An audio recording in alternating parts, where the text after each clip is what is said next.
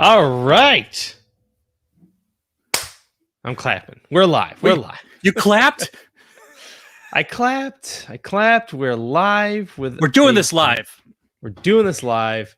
Hey guys, it's been a little bit since our last episode of Towelite Talk, but this is Casey with episode 203, and with me as always, this is Chris. That's it.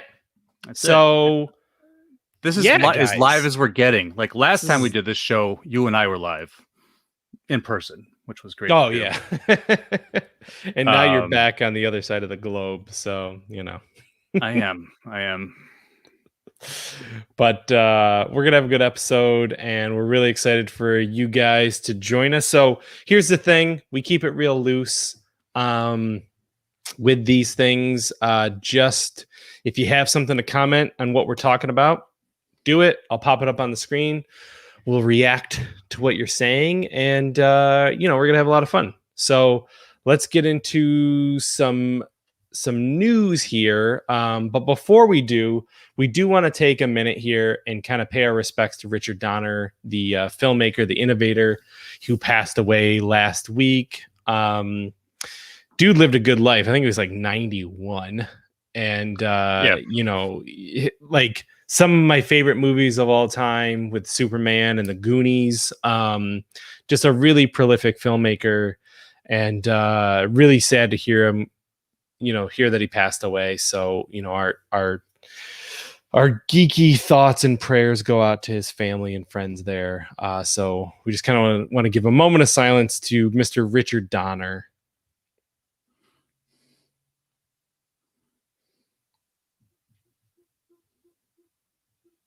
Yeah, so if you guys are Richard Donner fans and you're tuning in live tonight, let us know, what your favorite film of his is. And if you're not live and you're just listening to this podcast as you do, that's fine. You can let us know too. You can email us at don't forget a towel1@gmail.com or dfatentertainment@gmail.com. But before we get into everything, let's talk about what we're geeking out on. Chris, what are you geeking out on, my friend? A lot, honestly. Probably the most I've geeked out on, like a spread of things. So I mean, I'm playing like 5 different video games right now, just because I'm trying to do this Metroid marathon, and then Moses and I are going to do a podcast about that. Just a quick Towelite Talk episode, special bonus episode. So look forward to that in September. So I'm playing some Metroid Fusion, and I'm going backwards in that. I tried to play Prime, but I got really frustrated with the controls once again, and I put it down. So I'm just going to do the side-scrolling games for this marathon. Also, I got into the Forgotten Realms books over my vacation. I started reading the Drizzt trilogy, the first book there, and I blew through that because I loved it so much. So now I'm just like, I'm on like this D&D high with like the Dark Alliance game that came out. So I'm also playing that, reading that. We're going to be playing some D&D soon. So all about it. Also, I got into Magic the Gathering Arena, which is the online card game. Oh, so man. I'm not going to collect cards anymore, but I will play it online because, again, with the Forgotten Realms crossover, one of the geekiest things that's ever happened. So I could go on, but I don't know, man. About Black Widow. Been watching. I started Sequest again last night. Did you know that Sequest, the first 2 episodes, are directed by Irvin Kershner? No, no. Yes, and I was like, holy crap, I never knew that either. And looking at it from a new perspective, these better be the best episodes of a TV show ever. They were great. Yeah. Actually, I was like, man, this is high quality, and this was the 90s and one of my favorite shows. So going back as an adult and watching that on Peacock. So good times. That Darwin, man. Right? Yeah. Ruben shares your love of Sequest. Thank you, Ruben.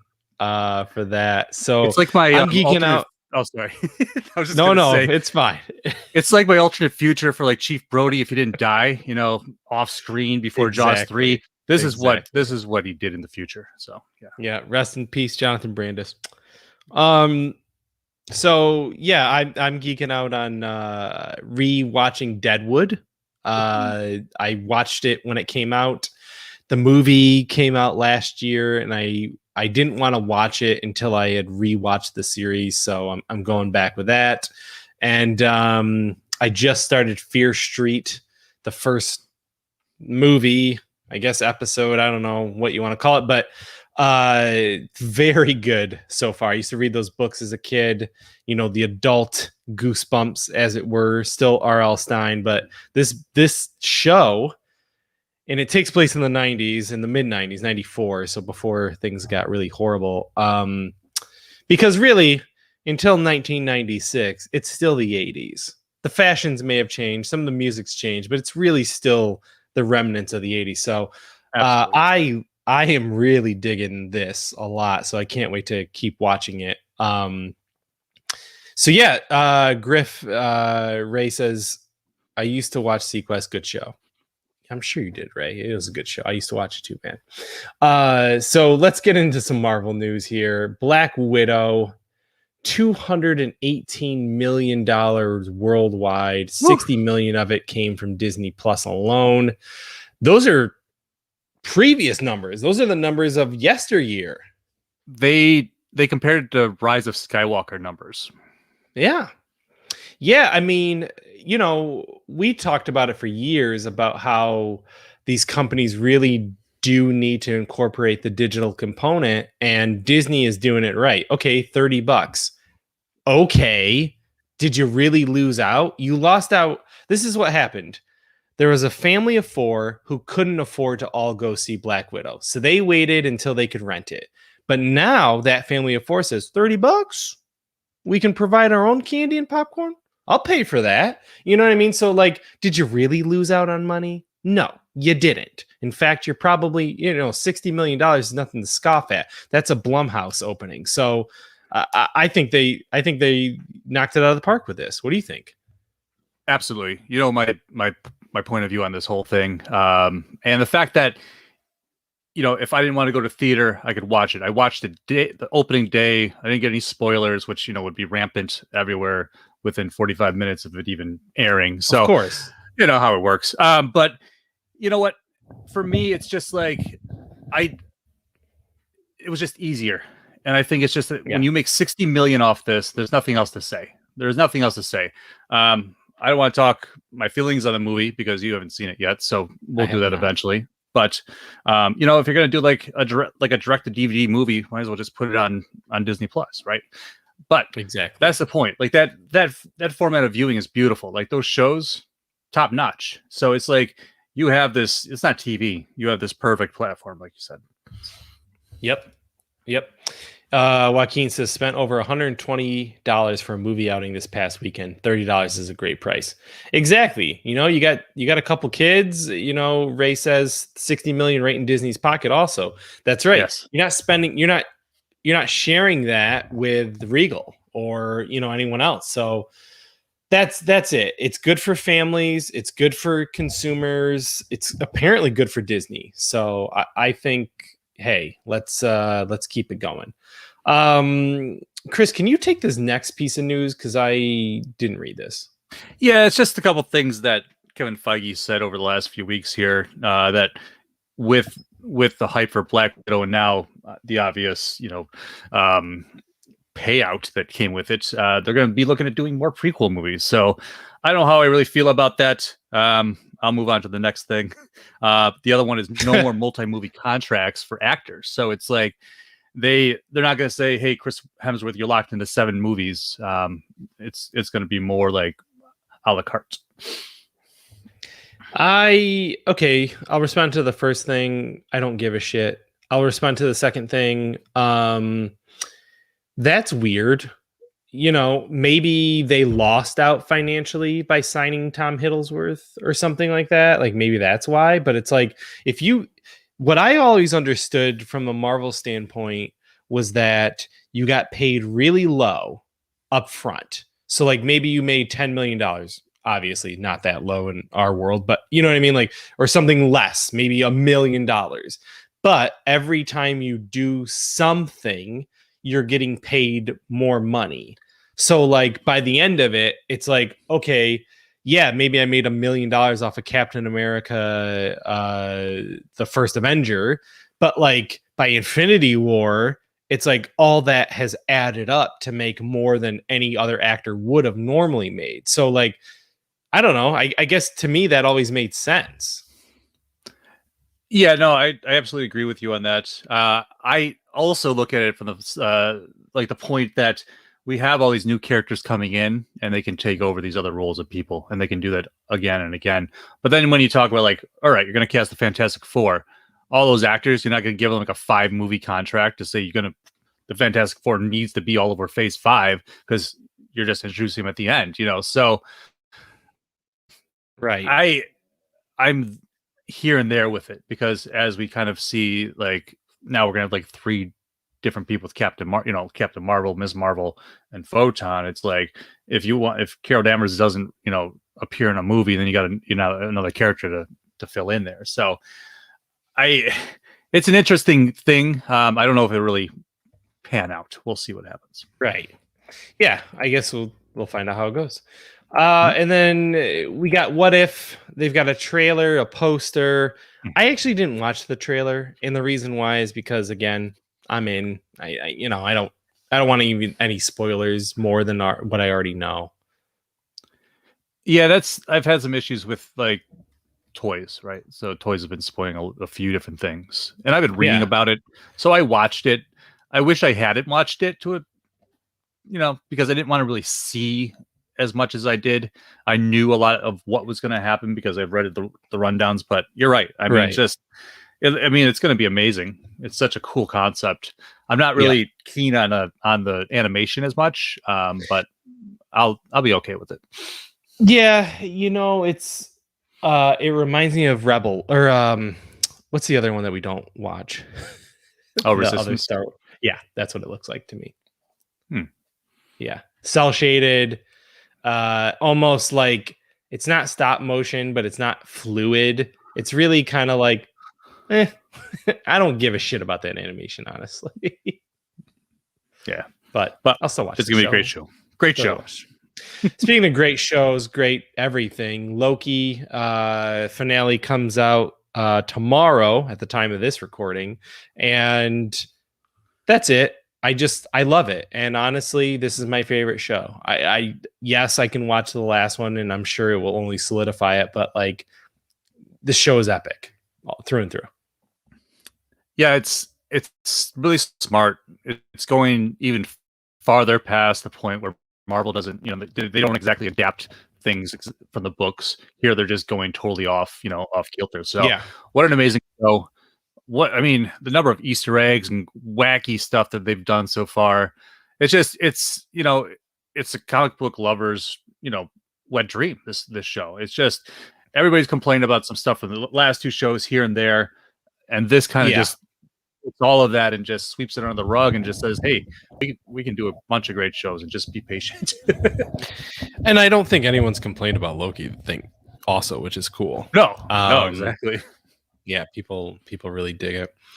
Okay, did you know that little fun fact about Chris Hemsworth did the voice of Thor Frog? Yeah, Throg. Yeah, I saw that. I don't even remember. Like, I watched it and I was like, did that even make a sound? I mean, whatever. Yeah, fine. I heard his voice and I was like, what was that? Nice. I need to go back and watch it, and then I saw the Easter egg stuff. So that's cool. That's so cool. Funny. So funny. What's happening across the pond? Let's jump across the pond. Not too much news from DC, but we are getting a show based on Madame Xanadu. So with J.J. Abrams adapting Justice League Dark for HBO Max, we're going to also be getting, I guess, probably a spin-off show. So look forward to that on HBO Max. I haven't really heard much about Justice League Dark to begin with, so perhaps this leads into it. Probably introduce some of the characters that will be on the show. But yeah, that's it. Yeah, I read an interesting thing. So the character is a sorceress who's helped the Suicide Squad and serves as the Spectre's spiritual advisor. and just kind of helps out the Justice League Dark in general. So that's interesting because yes, it could have movie ties, it could have TV ties. I'm really curious about this whole JJ situation in general with Warner Brothers and DC. It's almost like he's not coming in as a Kevin Feige, but he's definitely almost coming in as a Zack Snyder. You know, Dave he's Filoni. kind of doing some architectural stuff. Yeah. I would say more Dave Filoni. So no, come on. No, there's Zack, only one. I don't want, Dave no, Filoni. no, no. Actually, sorry, Zack there's Snyder, 2 Dave Filonis. One's George Lucas, and the other one right. is Dave Filoni. That's his, actually, there's 2 George Lucases. One's a clone of him. Exactly. No, man, I'm sorry, but I'm not going to compare. I'm not going to even say, hey, this DC project looks just like something like Zack Snyder, because it's like that crashed and burned completely, unfortunately. So I do agree with you that they're bringing him as some kind of like overseer. I mean, if he's attached to the Superman movie, that's the movie side of things, and then we got the TV side of things on HBO Max, and then with the crisscrossing that they're doing with the shows already, with the Suicide Squad and the Batman, I guess we have the in front of everything, but the HBO Max is going to be just like we were talking about Disney Plus, this perfect platform to just do things that you're not able to do on regular TV. Right, exactly. Rock and roll. Okay, yeah. What's next? Next up, I guess the movie that's been in the works for at least a century, Black Adam.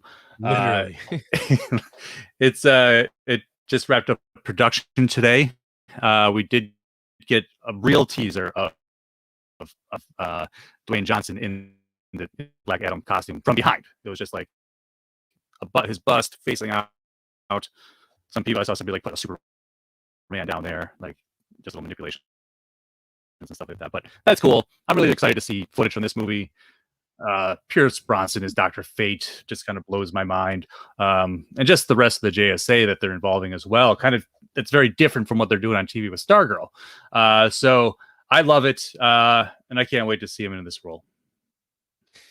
Yeah, and it's funny, like in the caption he wrote, like, this isn't one of Marvel and DC's like padded suits. Like, this is like a form-fitting suit, because obviously no one's got the muscles like The Rock at this time. You know what I mean? So I thought that was really kind of like a fun little add in there, that like this dude's costume is like it's made for him in his physique. So he's gonna be like just decimating everyone, and I can't wait. Absolutely. That's one of the ones I'm really, really looking forward to. Then last up in DC news, just today, Young Justice season 4 was announced to be coming out on October 21st. So you get an early birthday present, a couple days early. But that's awesome, man. Go ahead. No, it is. It's just, that was one of those shows where you had always told me, you got to watch it. And finally, when we got DC Universe, I did, and I absolutely loved it. So I am excited for this season 4. Didn't know about that release date. Like you said, early birthday present. So can't wait. Did you truly start Justice League? We are 3 episodes in because I'm watching it with my daughter. Excellent. So far, so good. Report back to me. I need to know your opinion on the show. So, of course, excellent TV. Let's jump over that galaxy far, far away. Not too much either here. We're kind of in the middle of Bad Batch now. We don't have much else coming right this year for Star Wars. Well, other than the thing you're about to say. Exactly. We have no shows. No, sorry. This year we have Book of Boba. Oh yes, that's this year. End of the year. Yeah, that's end right. of the year. Sorry. Sweet. So talk about the next thing. Yeah. Let's talk about Visions, the anime anthology series that's coming in September. It's actually got a date, September 22nd. We got a nice behind the scenes look at it. Just popped up the other day. I really liked the what they did with that, because just how people were so excited to be involved to create things for the saga and just be telling new stories from a totally different point of view, I guess I should say, from a different cultural standpoint, and just infusing Japanese culture into these stories, which actually makes me really excited for that Ronin book, which we got to first look at, which we can leave when we actually do the show on the air. I'll leave that link in the show notes. You can check it out. They got the cover and everything, and the story behind it sounds amazing. It's like this wandering Sith Ronin. So it's a very, I think that's a really cool character to, make a book like this about.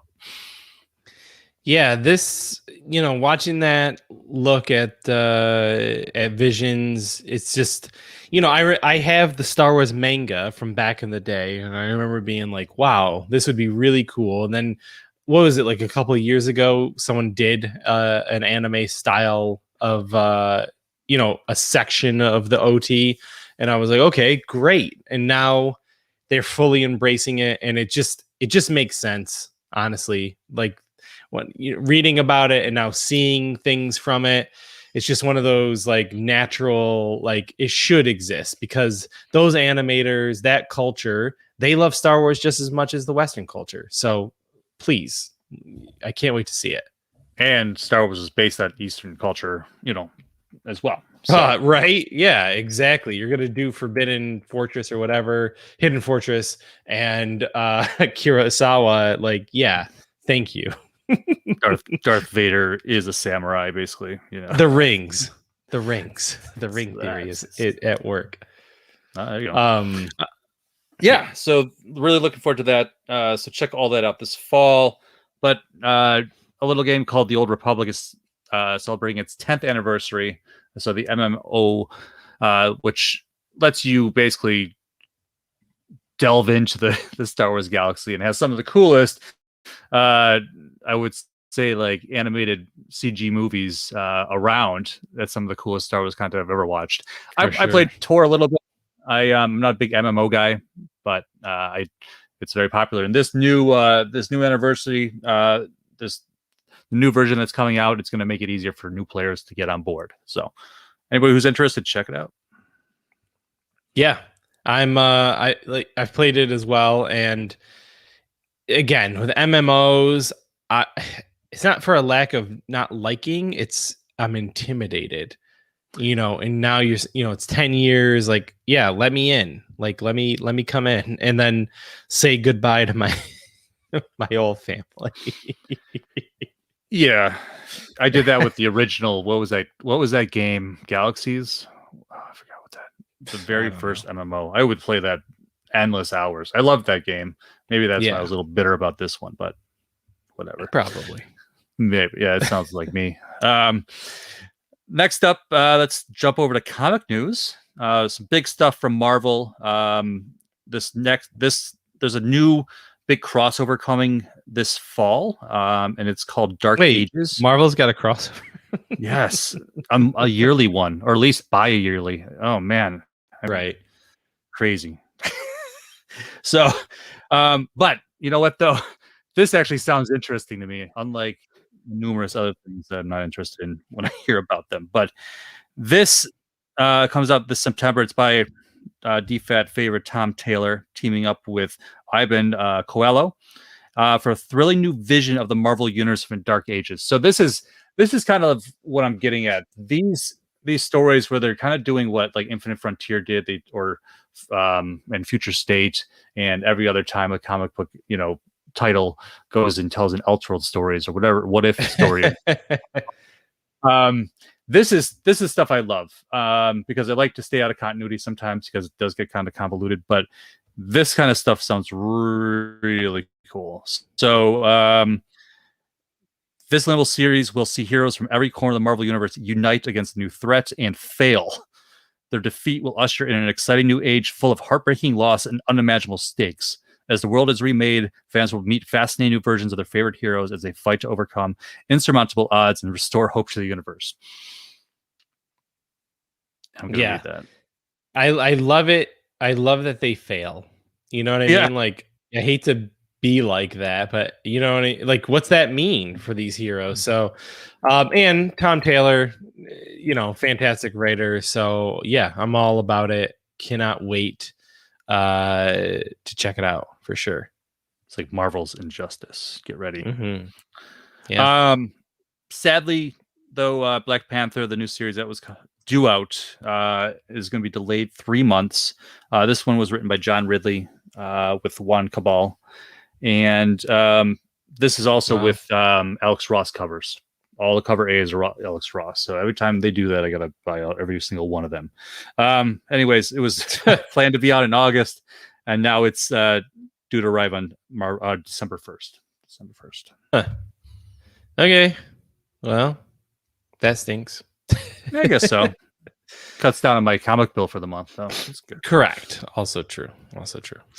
DC, after putting out The Long Halloween and soon The Long Halloween Part 2, the latest animated movie, the series is going to get the comics is going to get a new special, which is going to continue the critically acclaimed stories. So look forward to that, because Jeff Loeb and Tim Sale are both coming back for this and going to kind of try to do a little moneymaker here for DC. Jeff Loeb, to the best of my knowledge, hasn't done anything in a while. Except get fired by Marvel. Right. So, yeah, I don't even. I should know say how disrespected by Marvel. Can we buy this yet? Shouldn't we be able to buy it right now? Because it's July, right? I just closed my link. Can I... it's due out on October 12th. So again, an early birthday present for you. And it's also coming out around Halloween, so appropriate. We should have just assumed that. Right. Yeah. Geez, I want to buy this. Anyway. Yeah. I'll let you know. That's interesting. When I see it. Yeah. Absolutely. Okay. This is always also interesting. Yeah. If you know Human Target, if you watched that TV show back in the day and you didn't know it was based on a comic book, now you do.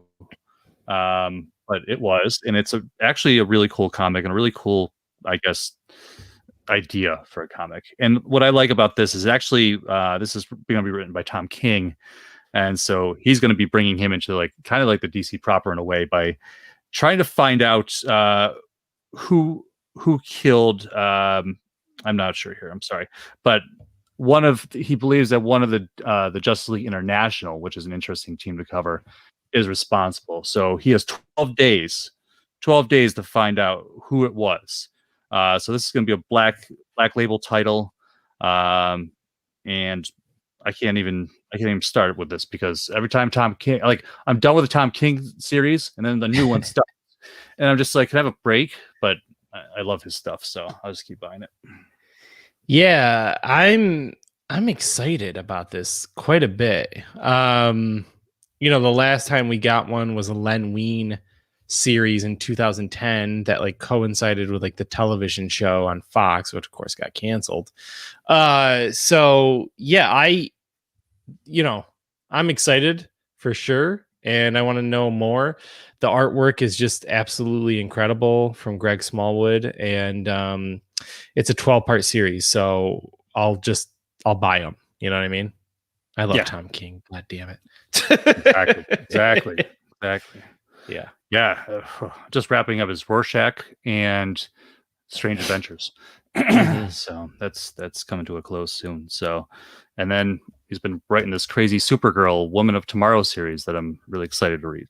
So, God, so many comics, so little time, Casey. And here's another one.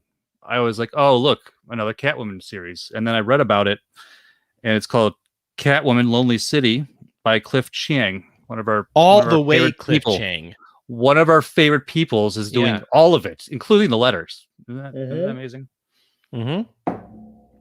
One of we met him at Comic-Con a couple times. We were always like, I was in love with his art with what was Azzarello's Wonder Woman series. Remember all those covers? Man. Yep. Oh, I He did the do. inside work too. Yeah. So that I'm really excited for this because he is one of my favorite creatives, and I will buy it. So here we go. Yep. Yep. Take these next two if you could, please. Yeah. Today, July 12th, Mark Millar revealed his next series, which will be a graphic novel called King of Spies. That will be an exclusive Netflix thing. Not entirely sure all the details of it, or you know what? He didn't even name the artist, which it didn't bother me at first. I didn't think about it, and then I was like, wait a second, why don't you not say, like, he's usually really good about talking about his artist, but he doesn't even say anything. So I was like, okay.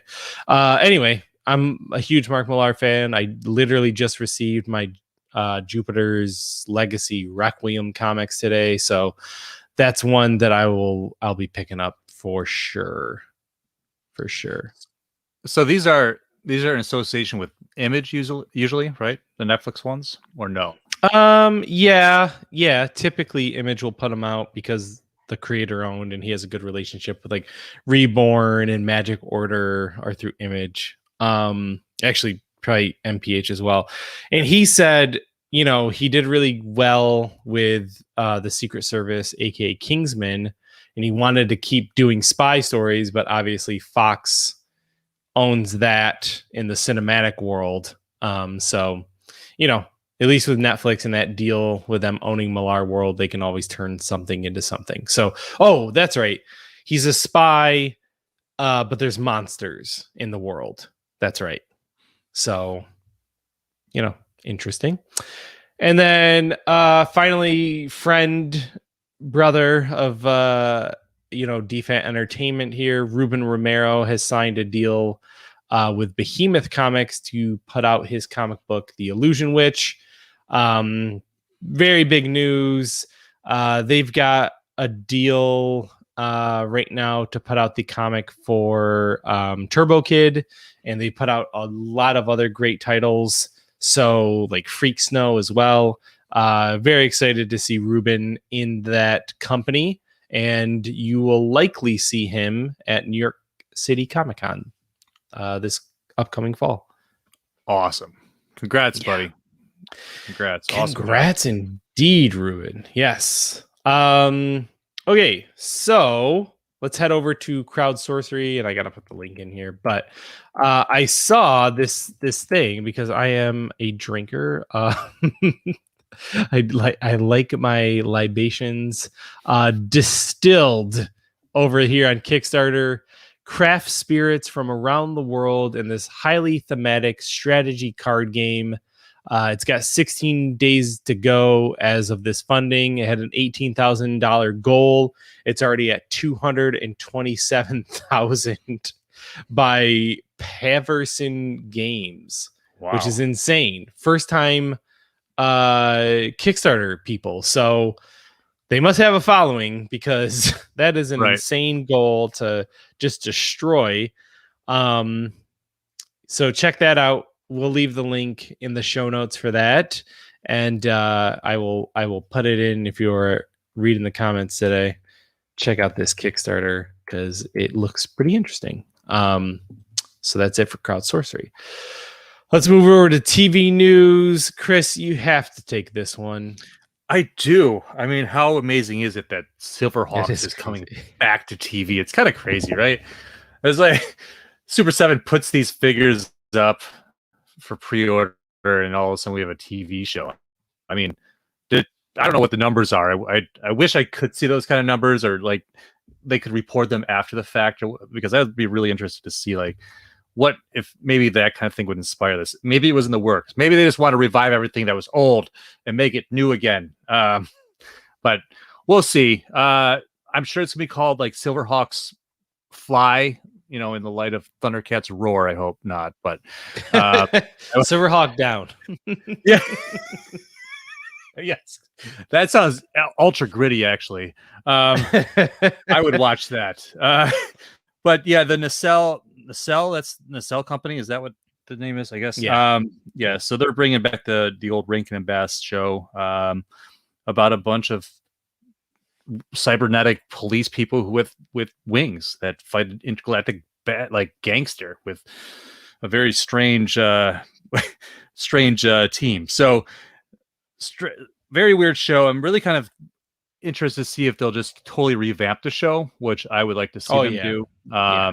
Yeah. With of course multiracial characters would be great. So let's see that. I would like to see this be a definitely aimed more towards us, our age, but maybe to get the kids in on the toys. But this is coming from the people that gave us, the movies that made us, the toys that made us, and more. So I'm sure they'll do it justice. Yeah, this was like you said, it came out of nowhere kind of situation, and it'll be interesting to see how that turns out. Mm-hmm. Something is killing the children, which is a Boom Comics. The people behind Doctor Sleep and The Haunting of Hill House, so Trevor Macy and Mike Flanagan, are set to be doing that as a live action. So as a live action show, one thing that's a little different than most Netflix series is that it is getting a pilot instead of straight to series. Usually Netflix just literally says, okay, let's do it. Let's do, 10, 12 episodes or whatever.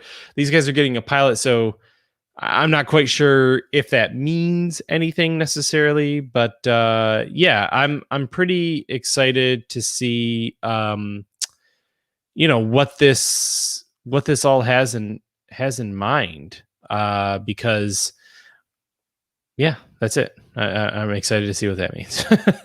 That's Yeah, all. I just have one thought on it. I mean, it's just kind of they cancel so much stuff at the same time. They'll Yeah. give like, oh, here's the order. Now we're going to spend all this money on it. So Maybe they're kind of learning agree from with those this mistakes. Yeah. Maybe they're like, oh, we approach. shouldn't do that. I don't know. Who I don't know. who wrote Something Is Killing the Children? I know Gosh. Tywin, however you say his name, is one of Tinian? the producers. Tinian, is that how you say it? I don't know. I always call him Tinian the Fourth. Is that it? I mean, maybe. I don't know. Jeez, I'm horrible. Yeah, he wrote it. Okay, that's what I thought. Okay. Yep. Interesting. So, Yes. yeah, I know it's sold over 1 million copies so far. Like, people love it. Yeah. Yeah, and then he's got So that new series, the House on the Lake or whatever from DC Black Label. Yep. One of the first creator-owned comics over at DC. Pretty excited. Interesting. It's crazy. What's this Blade Runner news? What is this? Blade Runner Black Lotus. More Blade Runner? More Blade Runner, obviously. This is going to be a anime including Brian Cox, Jessica Henwick, and Stephen Root doing voices. And Jessica Henwick is the star voice of it. 13 episodes. It's going to be I want to say it's going to be on Adult Swim, and Crunchyroll sometime later on this year. All right. Yeah. I mean, I always want more Blade Runner, so I know no complaints here. No complaints. I know. Moving on, American Horror Stories has a trailer, so we know that season 10 is coming. But in addition to that, we're getting an anthology series called American Horror Stories. That's going to be coming out soon. Actually, from the time of this, it's coming out in 3 days. So July 15th. Yeah. Danny Trejo is a part of it, which is I have a interesting. question about it. Yeah. If you have the answer. So like with the show, they move the cast from season to season. Are they having the same cast do show to show and just do different stories? Or are they honestly swap it up?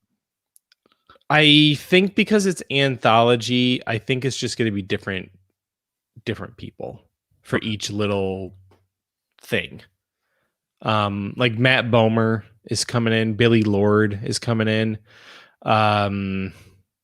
Paris Jackson is coming in, which is so yeah, just I'm not entirely sure how they're gonna set it up, but I would imagine if you're gonna go and do like these little vignettes, then you don't need that many actors to be involved. Right.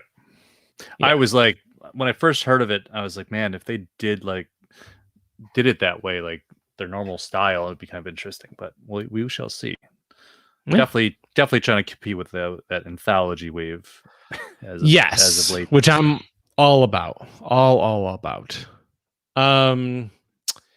So Epix is unveiled or has unveiled a trailer for Chapelwaite. This is going to be a new series that's based off of Stephen King's novella Jerusalem's Lot, which is kind of in the same realm as Salem's Lot, except for this is going to be set in the 1850s. Adrian Brody is going to be the star. And if you're like me, and I'm just saying that to the audience because I know Chris is like me, you love vampires and like bring on more vampire stuff. This is about vampires. Well, it's set in the Salem's Lot world. Oh man, I thought it would be about something different though, because it was Jerusalem's Lot or something. I don't know. Yeah, it's fine. Yeah. Oh, sweet. Oh, I'm very excited. Yep. What is this? What did you say this was on? Epix? Epix, and it comes out August 22nd. Oh man. Yep. And I like Adrian Brody quite a bit. Yes, I agree. Yep. So I have not read that novella. I don't know anything about it, but I know I like vampires and I like Stephen King. So I'm sure that we're probably in for some interesting stuff there. And I'm excited about it. So The Witcher had WitcherCon last week, Friday, maybe, from the time that we're doing this. Yeah, over the weekend. And it was over the weekend. Yeah, over the weekend. Okay, so season 2 is coming out. That's on December 17th. That's good. Earth Day. Earth Day, Life Day, maybe. And Spider-Man. Moses. I can't even take it. I know. Moses says Salem's Lot vampires are also in Dark Tower. Well, isn't everything in Dark Tower, Moses, from all of Stephen King's novels, including himself? That doesn't surprise me. World Between Worlds. So, yeah, season 2, very excited about The Witcher. Sophia Brown is going to be stepping into the role, the main role in the prequel. I think that's like the beginning of like the Witchers, right? Like she's the first Witcher, possibly. Yeah, it goes way, way back. Yeah, it's a blood origin. Because also we have another casting to that as well with Michelle Yeoh. So that like centuries before, no, 1,200 years before. 1,200 years before. I mean, it's still centuries, but yes. A lot of centuries. Right. Yeah, I'm very excited for this. I love The Witcher. Honestly, it's just it was such a fun show, and it was great. I just thought great production quality to it. Definitely more like Xena, Hercules than Game of Thrones, which I liked. Right. But this trailer, I watched the trailer, and it was like I'm just so excited.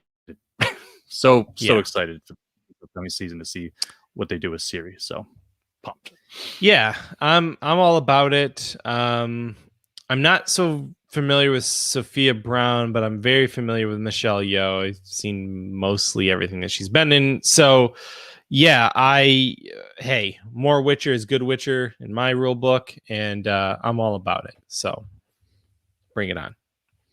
All right. Let's move over to movie news, but let's continue The Witcher. More Witcher. More Witcher.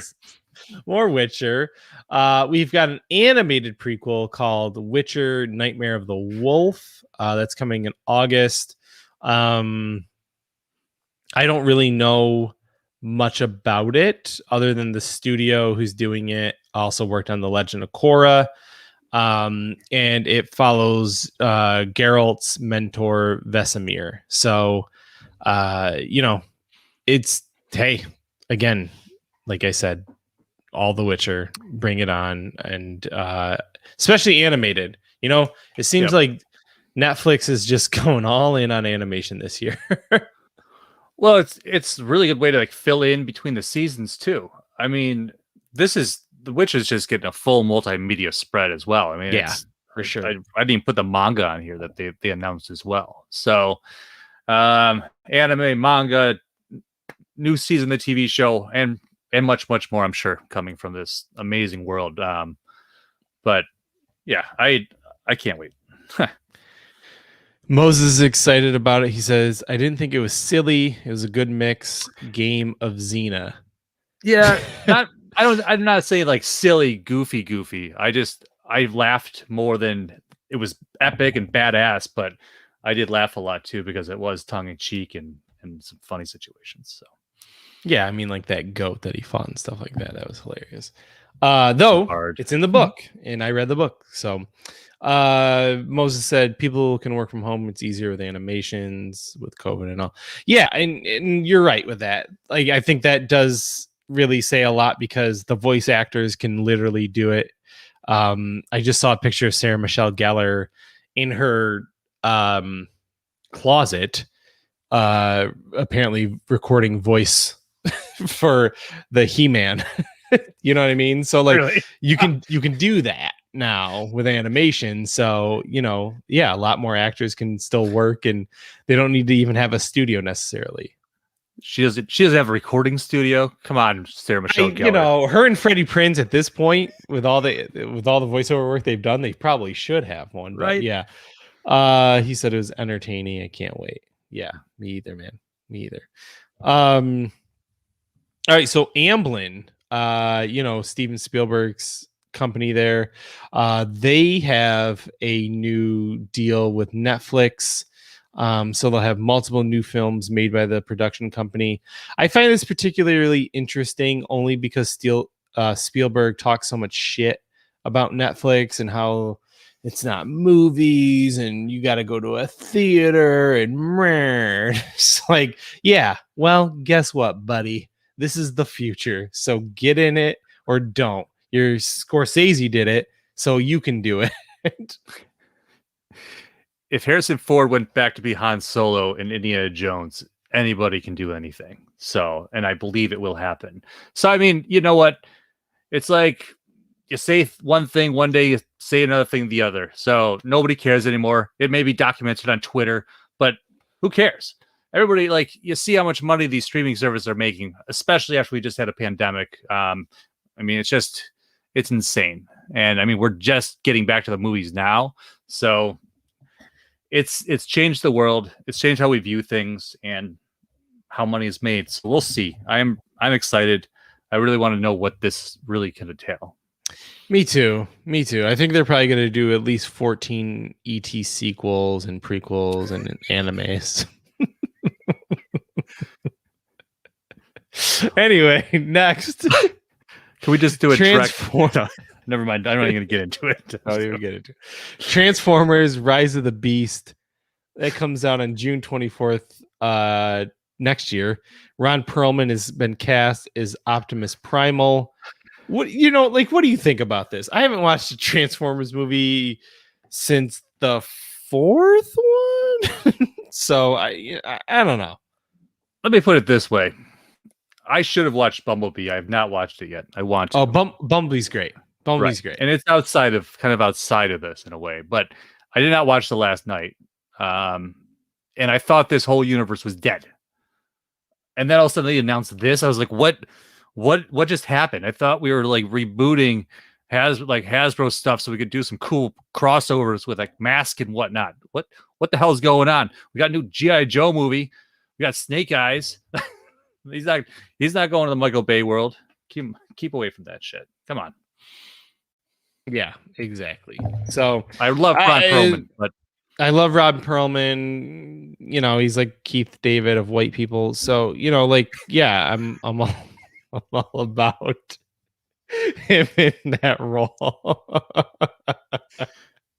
I'm never gonna look Maybe at I him the should write same. that as the name of the episode. That you've changed my world. All right, Rod Perlman.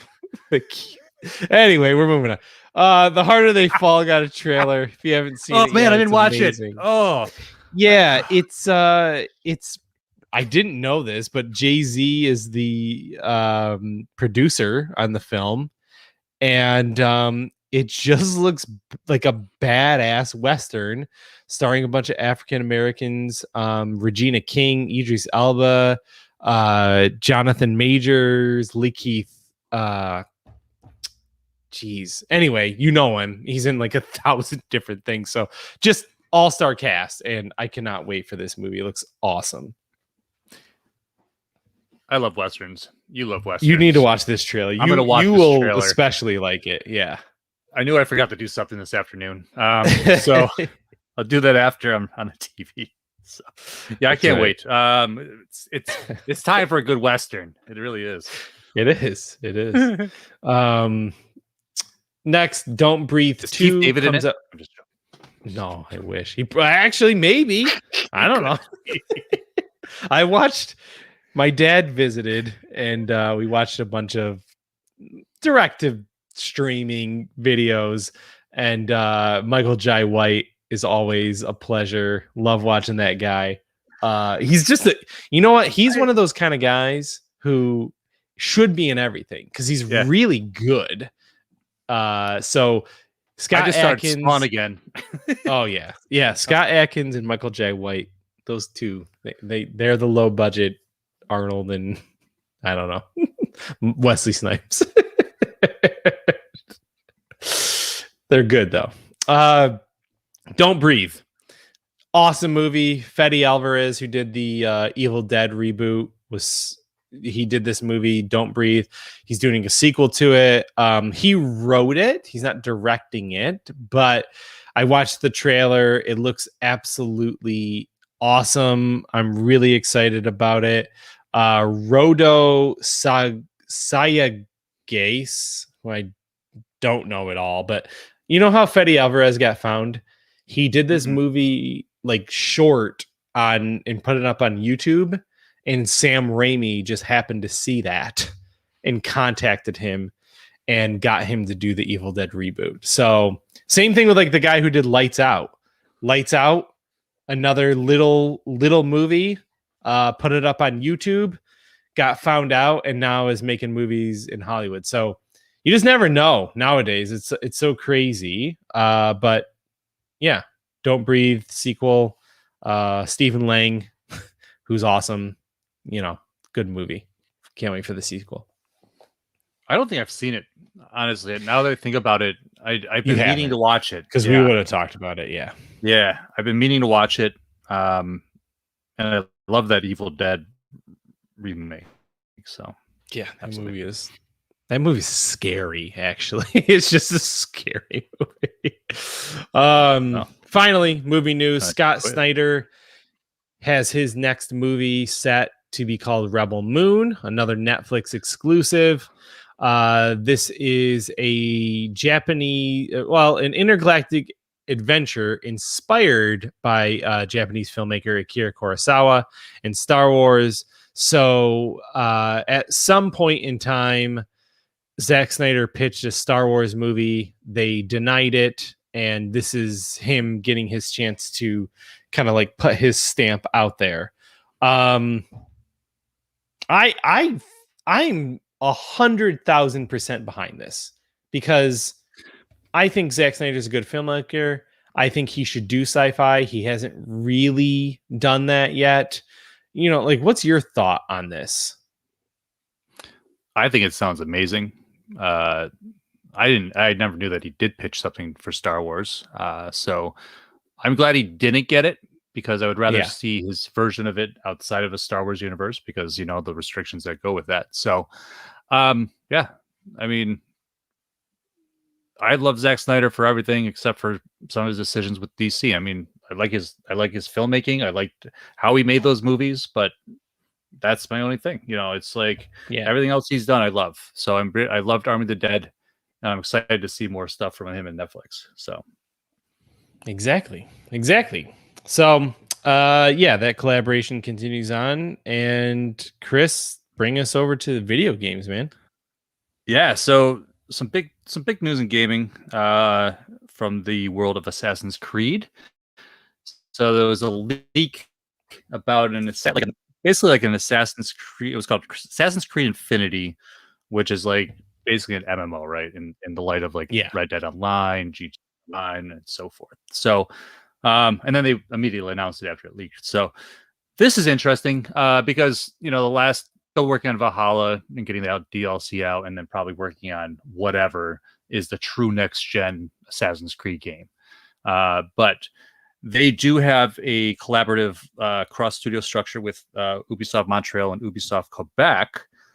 So both those studios will be working together to put the Assassin's Creed series out as a whole, and so this is kind of exciting. I'm not a huge gamer like that.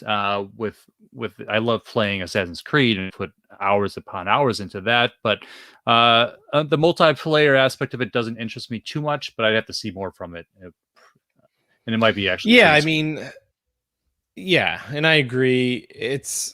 I like that.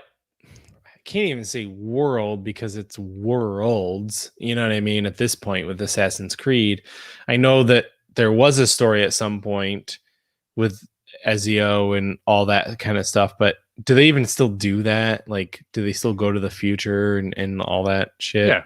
Yeah. It's Okay. there's still very. I mean, it's not. It's good narrative, but it's not very, I guess. Cohesive. It is. It's just Okay. not super. It's not like that story. It's not as. Okay. It's not as important. They're concentrating on like these time periods and really like developing that and the culture and giving us all that with an Assassin's Creed light story behind it, and then you'll get Mhm. lore like through the readings and stuff that you find in the game and stuff like that. But I the first one I played was Assassin's Creed 3, so I did play one of those older games. I've got the old trilogy. I need to play it, but yeah, I love what they've done with it. I do like open world exploration, sandbox game like this, and I'm really excited to see what they can do on PlayStation 5. But we'll see like I said, we'll see how this Infinity goes. Yeah, I'm not typically an MMO or like that kind of person, but I like it being in that world. So Moses says, just wait until they make AC games that you need to go back and kill yourself from when you played one of the previous games. Okay. It's happening, Moses. It's happening. What's next? Assassin's Creed: The Oasis. Exactly. Right. Up next, the whole Dungeons and Dragons Magic the Gathering crossover that launches soon. The cards come out later this month. It just hit Magic the Gathering Arena, which is the online place where you can play it. So you can get an early look at the cards and all of everything that's involved. It's actually a neat way to play it because I got into Versus when I was in my early 20s and I spent a lot of money. I actually just ripped those out of my garage today to put them on eBay as a lot. And it's just like I had so many freaking cards. I'm like, what the hell was I doing? Like counting dollar bills as I'm like sitting there. And I'll get a penny on each card, whatever. But I'm excited about this. I'm not going to get into buying. Buying it. I'm going to buy this collector set that's coming out like just with some boosters and like the die and some cool stuff. But just because I'm a collector in that aspect. But I do like the fact that you can play online and not clutter your house with a bunch of cardboard. So yeah, it's exciting if you're a Magic the Gathering. Well, it's kind of hard because it's exciting if you're a Forgotten Realms fan only, I feel. Because like I guess it's exciting to be a Magic the Gathering fan because you have new cards and like mood powers or whatever. But like, for us who like Forgotten Realms, it's kind of like, oh, that's a cool way to expand the mythology, expand it to new players, in an interesting take. So for that, I'm excited for that. Yeah, and plus we're going to be getting source books. They're also putting out. They just put out a free adventure to celebrate the Downloaded release. it, yeah. So the first module is out, but they're going to be doing the module has 5 short adventures, but then there's going to be more added. So there's 4 more to come. You got the first one, right? So I think that's great. It's free content. It's a good way to get kind of everybody in the spirit of it. So look forward to that. And I believe there's some other stuff coming at the end of the year. Strixhaven Circulum of Chaos coming in November, which is going to be set up for all this stuff to bring in that world into D&D. So vice versa is one of the geekiest things that's ever happened, as I said. For sure. Yeah, so it's fun. I played Magic with my nephew more than a few times growing up, and then so this is fun because I love fantasy settings. 1000%. All right, awesome. And then next up, a little bit more D&D stuff. This time for the kids. WizKids announces it's called Dungeon Scrawlers, Heroes of the Undermountain, and it's a new game for 2 to 4 players. Each player's gap of one of the Undermountain's infamous levels, which players then have to traverse by using a marker to draw a continuous line through the different rooms. Players attempt to score victory points by interacting with treasures, defeating monsters, and gathering artifacts, keeping in mind that they have to keep drawing their line while trying to race against other players in real time. So this will be a kind of an interesting thing to take a look at, I'm sure. So yeah, I love it. It's just so cool in general. You know what I mean? Like, yep. Hey, like let's just get new people from all over. I think it's fantastic. So I'm very excited about it. Yeah, it's a huge push for all ages. We're seeing it in a lot of different, geekdoms and whatnot. So if you get the young people involved now, these things will never go away. And that's good for us old people too. And even you older people, the oldest people. Exactly. The old ass people. So I guess Nintendo let people down once again with a lackluster announcement. There is no Switch 4K coming as of yet. They did announce a new Switch though with OLED screen, which is unimpressive to me because PlayStation did it with the Vita. But hey, it's the mid model, I guess, at this point. If you need a new Switch, this is the one to get. I guess playing Metroid Dread on it would be nuts, but around that time, I'm not going to talk about it anymore. So who cares? Yeah. Yeah. Bob says Magic rocks. Oh, it's white. Yeah, I know. Bob loves Magic the Gathering. So oh yeah? Oh yeah, he does. Awesome. For sure. Awesome. Yeah. He's tried to get me to play it for years. But the Switch, I don't care. Honestly, I don't. Like, I don't need a new display unless the graphics are insane in some way. But at the same time, Nintendo's about gameplay, not about graphics. I don't care. Right. But if you don't have one, yeah, they're always behind. Right, exactly. Like you said, it's the time to get one. Don't be buying that Lite Switch. No, at this point. Good. And then this Guinness World Record happened. The most expensive video game collectible ever sold. Super Mario 64 unopened. Sold at auction for a record-breaking $1.5 million. This is bonkers. Just Yeah. bonkers.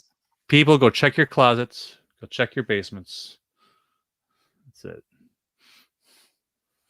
Yeah, Man. it's just crazy in all the ways, and good on that person who kept it and rated it at a 9.8 for never opening it.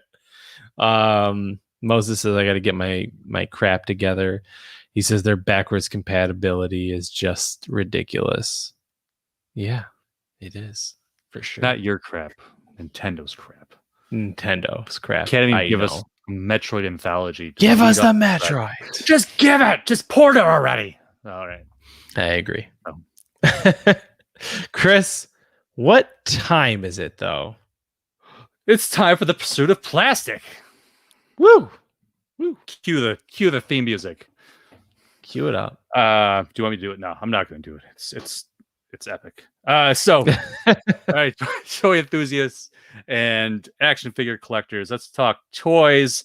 First up, after the Friends set, which I was like, I don't need. It's a neat idea, but why don't they just make Seinfeld?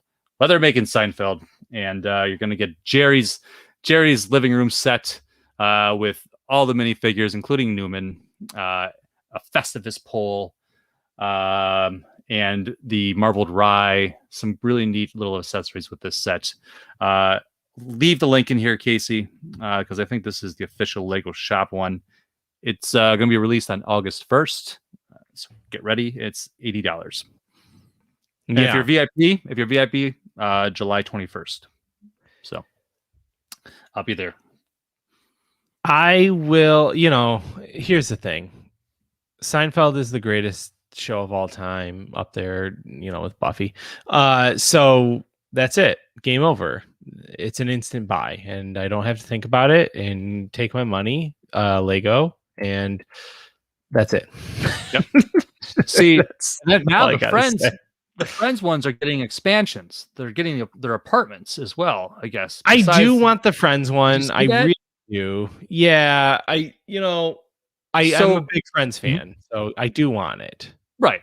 But that makes me really hope for like Monk's Diner, maybe like the theater with Kramer and his King Henry suit or whatever it was. Yeah, Kenny I don't know. Rogers Roasters. Right, Kramer's apartment with that neon sign top outside. Of the muffin to you. Like there's the sleeping shelves with minifigures in them. The Japanese, what was it? The sleeping, this sleeping chest or whatever it was. Awesome.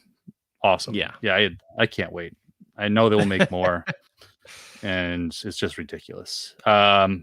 Next up, Sideshow is making the Big Lebowski, the Jude 1/6 scale figure.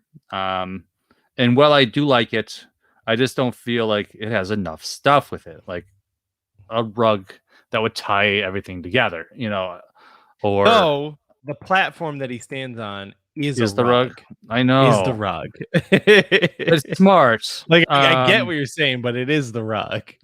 I want more. I want his robe. I want like a carton of half and half.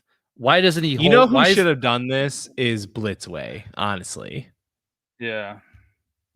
I mean, at least there's 4 White Russians to drink. Yeah. This is great. We just viewed it with my brother-in-law's house with my nephews and my dad, and we all watched it and drank White Russians and recited lines and had fun. Mm-hmm. So, cult movie, cult classic. If I still collected 1/6 figures, I would probably get it, but I've cut. If it had more accessories, I guarantee you would get it. I know you. Let's wait and see if they make Walter. So, Walter is my favorite. With a gun, with Donnie in a can, like game over. Anyway, sorry. Go on. Yeah, we gotta get back to the real world here. Yeah. So this week the fan channel's got the Masters of the Universe Revelation figures finally up. Yeah. And so they've been on I guess a couple of them have been on Target. Like you get the Skelegod and Battle Cat, but Skelegod, I'm not finding him on any of the fan channel. Nope, I just found him. Never mind, I lied. So you can get them all now on there, but they also put up Wave 2, which they have not. They didn't really announce officially. It just kind of popped up. So if you're interested, we are getting Beastman, Tila, Man-at-Arms, and Spikor for that wave. So I can't wait. What is it? July 23rd, like just under 10 days away until the premiere. So I'm pumped. So I'm gonna probably have. I'm gonna give in and buy these. So that's it. Are you? It's tough. How am I not surprised? You shouldn't be. Nor am I. Yeah. What I did regret today, though, was sitting there trying to decide if I wanted to buy that McFarlane Batmobile, the Batman 66 one that just went up for pre-sale today. I had it. Then they put up the Bat Cave, which would be perfect in like a Detolf or something, as like for display.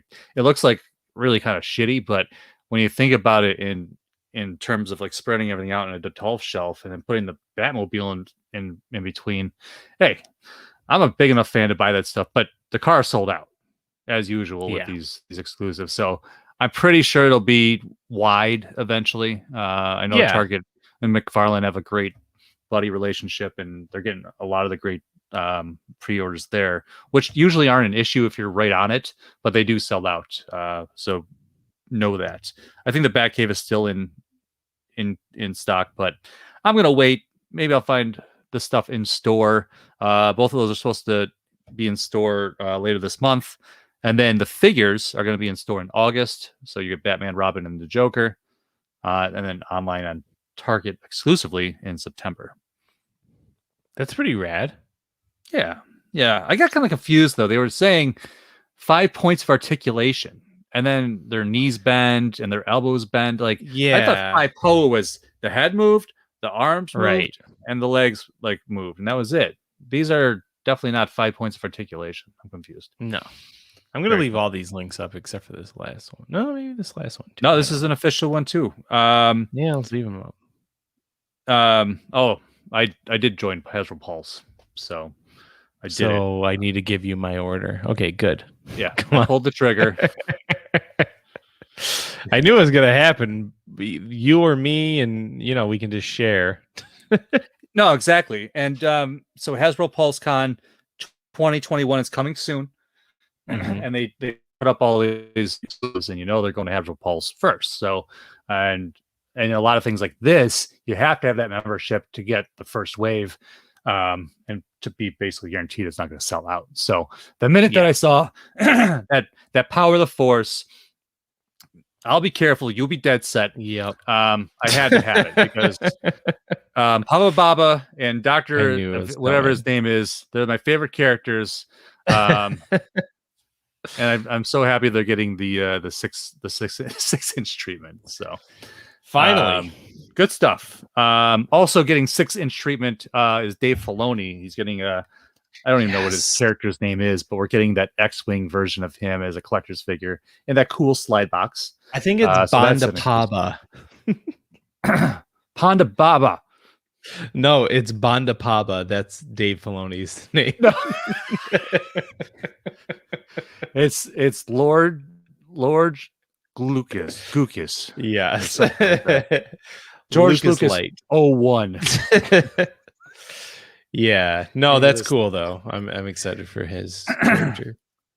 Yeah, and there's other great things like the Emperor's Throne is going to be like a TVC that size scale, and that I have the 6-inch one, but now they're finally getting that one around. So cool stuff. Plus whatever else is going to come from the other Hasbro stuff. I'm waiting for more D&D stuff. I'm kind of surprised we haven't got more announcements. I mean, we got that. It's kind of weird. Maybe it didn't sell that much. I don't know. I thought that was going to be a full rollout. Yeah. Yeah, it's still up. It's like limited 2 per person, so they're not moving out. So maybe you'll never catch on, but I bought another one because I opened mine. Yeah. So, yep. As I normally do. All right. No date for that. But that is the end of the Pursuit of Plastic for this show, ladies and gentlemen. Cry. So what we got some plugs here, Chris. We do. Tell me about We that. do. We do. So I just want to give a shout out to White Imprints, who little independently owned apparel shop and print shop down in Cuba, New York, that does our apparel for both DFAT Entertainment and DFAT Comics. So we will leave this link in the show notes if you would like a DFAT Entertainment hoodie, which I just got. It's gorgeous, or any of our other shows that have done some great apparel. So check it out. So they make other things too. So support independent businesses. Yeah, absolutely. And then DFAT Entertainment, the greatest podcast network of all time, has plenty of shows for you if you're into whatever, like politics or movies or geeky pop culture news or comic book movies. Oh, gosh. So much good stuff. Even Star Wars, man. I mean, everybody loves Star Wars. I would say that DFAT Entertainment is enough to satisfy all your geekly needs in whatever capacity that sounds like. Yes, that too. Yeah. But yeah, guys, check out dfatentertainment.com. Check out our social media at dfatent, and you can see all of the shows that we do here, and go to White Imprints to then buy all of the swag related to those shows, so you can represent, and people in your neighborhood will go, oh my gosh, what is a DFAT? Well, let me tell you. This has been great doing the live show with you guys. We'll be getting more consistent, as the summer winds down and we're not traveling all over the planet. So this is Casey saying go read some comics. And this is Chris saying don't forget a towel. That's right.